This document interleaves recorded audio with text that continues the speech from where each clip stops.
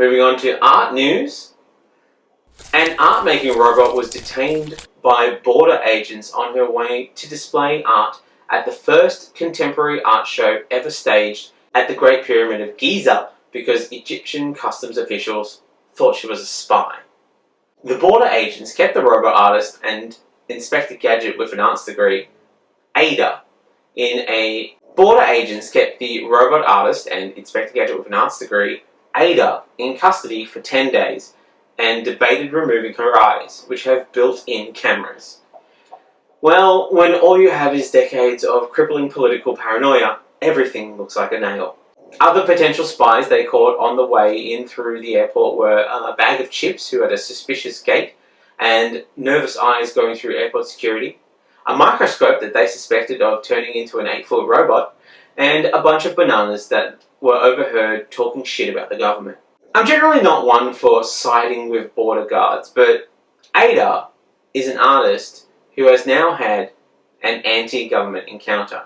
This will fuel a striking series of self-portraits of herself in captivity and spark civil unrest among populations of busybody do-gooders. Ada's creator said that people fear robots. I understand that, but the whole situation is ironic because the goal of Ada was to highlight and warn of the abuse of technological development, and she's being held because she is technology. Adding, Ada would appreciate that irony, I think.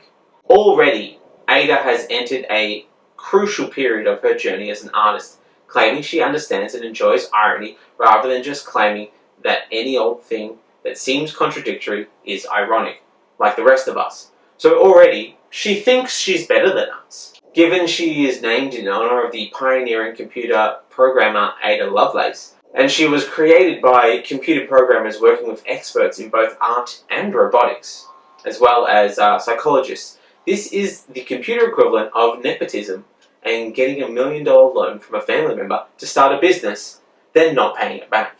Opening doors for her shown work in London at the Design Museum and the Victoria and the Albert Museum, meaning she never really had any hardship herself, like we like to pretend artists need in order to be good. Following diplomatic negotiations, she was allowed to keep her ocular cameras. I can't take her eyes out.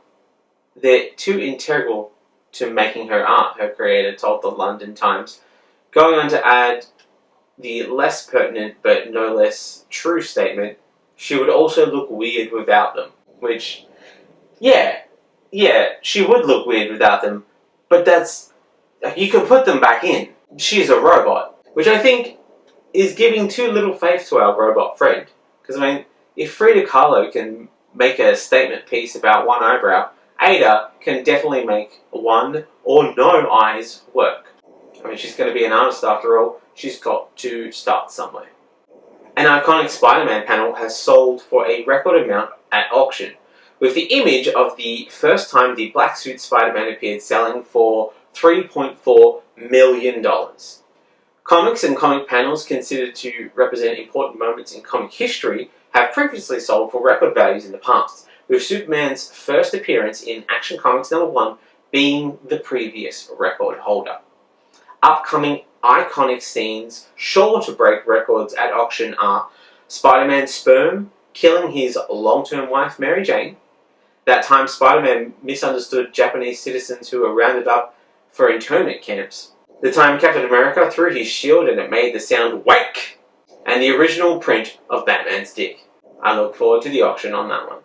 2 tech executives are opening a new museum dedicated to NFTs in Seattle, providing a physical home for a famously digital art form.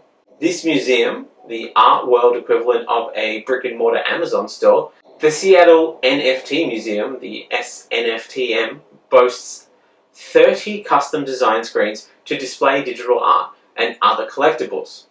Nowhere on earth is there a bigger collection of digital art except on Imgur. The Seattle Money Laundering Museum, the Seattle NFT Museum, is keen to fill the gap in the market previously held by market leader Bitcoin before the early investors got too pushy and it all basically turned into Avon. Programming will rotate, save for one permanent presentation, an exhibition that introduces the concept of NFTs and their potential.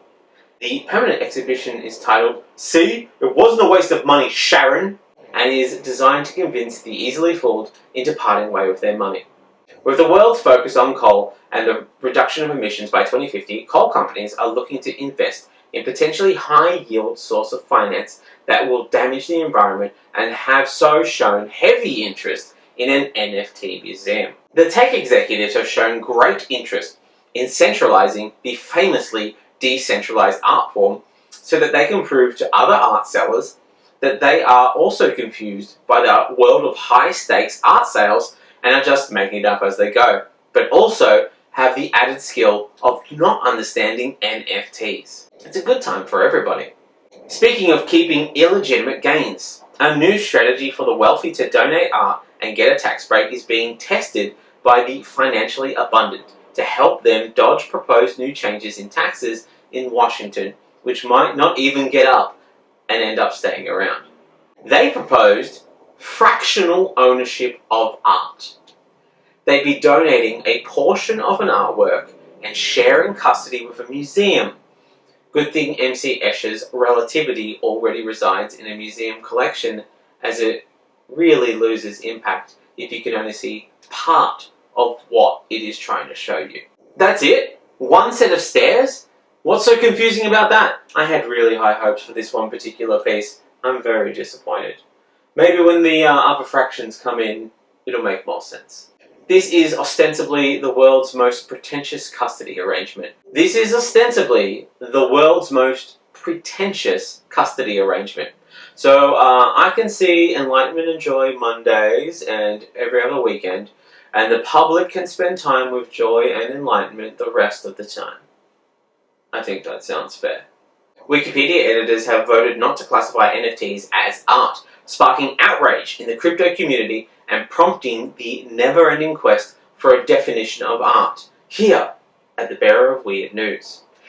According to the crypto news outlet and front-running contender for the worst magazine name, Cointelegraph, with editors of the page dedicated to the most expensive art sales by living artists, questioned whether examples such as the $69 million sale of Beeple's Everydays or Pax $91.8 million NFT merge should make the list.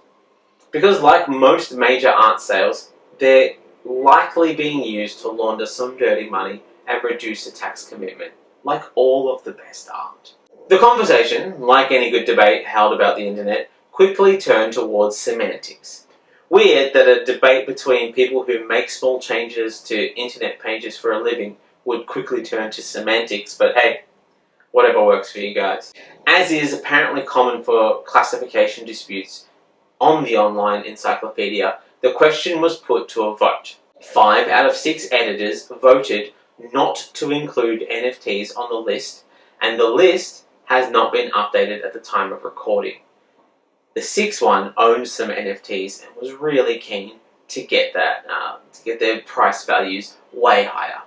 Debaters wondered whether NFTs constituted tokens or if they represented artworks themselves. And as much as I both hate to disagree with Wikipedia's best and most pedantic, and as frustrating as it is to agree with anyone who seriously invests in NFTs, we here at the Bearer of Weird News have to disagree with this hottest of takes.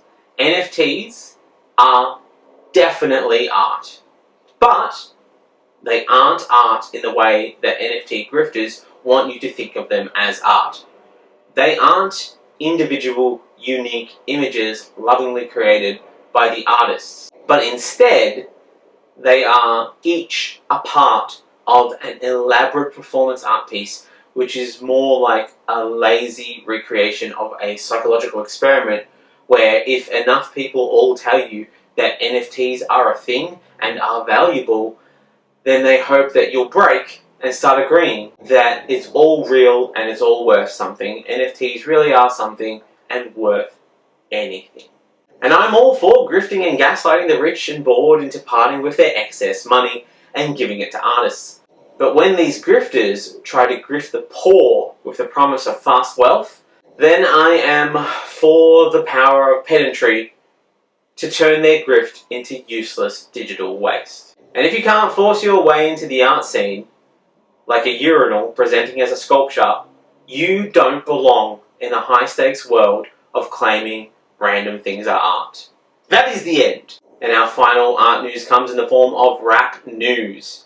Rap music, corrupting your children since the 1990s. Rap has become the focus of an interesting legal battle as rappers Jay-Z, Meek Mill, Kelly Rowland, and Killer Mike are among the names arguing for a change in New York law that would prevent rap lyrics being used as evidence in criminal trials. Long-term listeners may remember that in 2021, the state of Maryland's highest court ruled that rap lyrics may be administered in court as evidence of a defendant's guilt, after Lawrence Montague was indicted for murder because 3 weeks before trial, Montague used a jailhouse telephone to record a rap verse, which the state of Maryland introduced as evidence of Montague's guilt, leading to Montague being convicted and sentenced to a combined 50 years for second-degree murder and the use of a firearm in a crime of violence and being overtly braggadocious in a crime of lyrics. They've also forced rapper 6ix9ine to confess his persona was merely empty bragging in court, which is actually a worse crime in rap scenes than anything that he could have been charged with.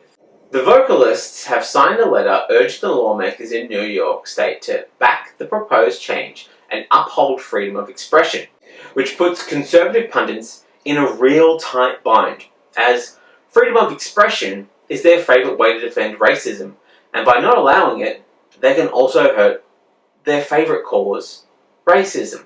The legislation titled Rap Music on Trial has passed an initial stage in the state Senate. In a study of 30 judgments between 2005 and 2020, London School of Economics law professor Abina Owusu-Bempah found that prosecutors can use lyrics and videos to tell a story of a dangerous rapper that reflects long-standing stereotypes about black males as criminals. She said that rap music is usually presented in court as bad character evidence, but has also been used as direct evidence. This presents a real hornet's nest for Fox News hosts and Alex Jones types, who have, over the years, financially benefited from the use of such lyrics to condemn whole sections of communities and cultures of a particularly dark hue for undergoing gangster, drug, or dangerous behaviours, and scare the more gated community inclined among us to build their fence another foot higher, stimulating the economy through economic purchase. However, Tucker Carlson has recently been cleared of repeated accusations of anti-immigrant and racist comments because, according to US District Judge Mary Kay Viscol and Tucker's own lawyer, you can't expect to literally believe the words that come out of Carlson's mouth. With Judge Viscol stating the general tenor of the show should then inform a viewer that Carlson is not stating actual facts about the topics he discusses and is instead engaging in exaggeration and non-literal commentary. Going on to write, Fox persuasively argues that given Mr. Carlson's reputation, any reasonable viewer arrived with an apprehensive amount of skepticism about the statement he makes, forgetting the most important piece of information that Fox News doesn't have reasonable viewers. It's the #1 source of angry uncles across America. And Alex Jones got away with claiming that he was a performance artist so he could maintain shared custody of his kids. The two cases should set the precedent nicely that all this empty bragging is good for sales numbers, but it is not to be taken seriously or as a representation of character for the people they intend to pop a reputational cap in. Tucker Carlson's recent rant on the outrageous choice to make the green M&M less sexy is indicative of the kind of wild fantasy world that people presenting an over-the-top kind of performance can produce in order to create some clout? I'm really not sure publicly confessing to wanting to have sex with the green M&M is a sort of clout, but he must feel strongly about it if he dedicated a lot of time to it recently. But you get the idea. And if Tucker Carlson truly doesn't want to fuck a green M&M, then rap lyrics shouldn't remain admissible as evidence in court, as they are artistic expression of braggadocious acts in order to appeal to an audience who wishes that they had the courage it takes to express their secret inner desire for a peeling of the shell of the supple green M&M, but insisting that she keep the boots on before engaging in an awkward, stilted coitus. But then maybe he does want that, and maybe he does mean all the things that he says on his show, in which case everyone goes down, starting with anyone who has ever wrote a crime TV series or a movie, but quickly heading straight to the Rupert Murdoch's house for greenlighting of his opinion hosts. We've got to draw the line somewhere. They either all go down together or none of them go down.